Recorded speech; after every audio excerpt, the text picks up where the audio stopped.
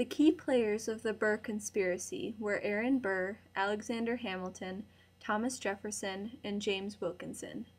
Aaron Burr, the vice president under Thomas Jefferson, became the leader of the Northeastern Federalists who wanted to secede from the nation and form a pro-British government. However, Hamilton denounced Burr, resulting in a duel between the two where Burr killed Hamilton. Burr fled to avoid persecution after this duel. James Wilkinson, the governor of Louisiana and a double agent for Spain, allied with Burr because he wanted to create a separate Western empire with Burr at the head.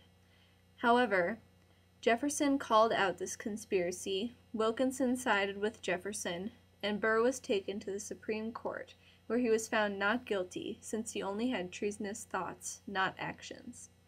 All in all, Burr's plan to separate from the United States did not work.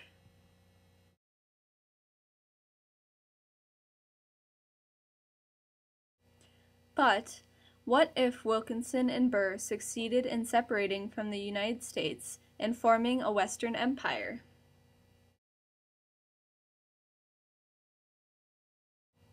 While the U.S. as a nation would immediately lose land and people, this secession would highlight unrest present throughout the nation and would possibly push others to take drastic actions to show their discontent. The government would be a big target. In fact, the president, Jefferson, and his party, the Democratic Republicans, would probably be mistrusted the most. Just as the actual failure of the Burr conspiracy in history showed the strength of the nation despite unrest because it wasn't destroyed by one man, the success of Burr and Wilkinson in this counterfactual history would eliminate all hope for the new nation and show the weakness of the government. Some things that wouldn't change would be public sentiment towards Wilkinson and especially Burr. After all, Burr did kill Hamilton, and both Wilkinson and Burr performed treasonous actions.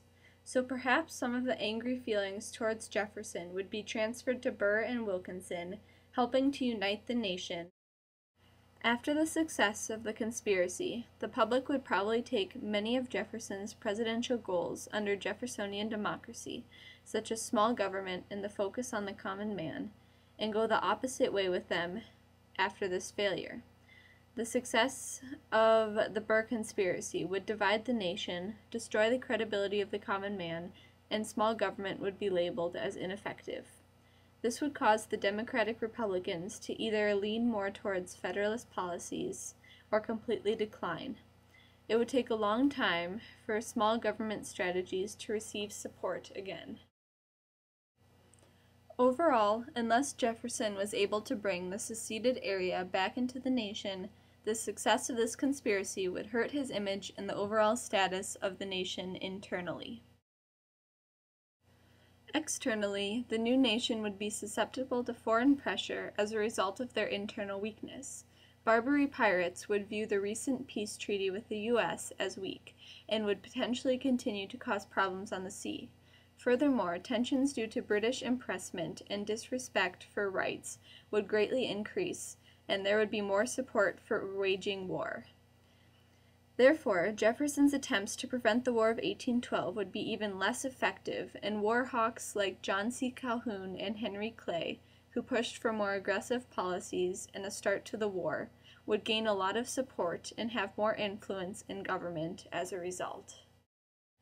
Despite the uproar that the success of this conspiracy would initially cause in both foreign policies and government layout and action, modern-day America would still be the same as it is today. The U.S. would still be able to overcome other instances of secession in history, such as the secession of the Civil War. Also, since this conspiracy happened at the beginning of the history of this new nation, it would most likely affect earlier history more than modern America.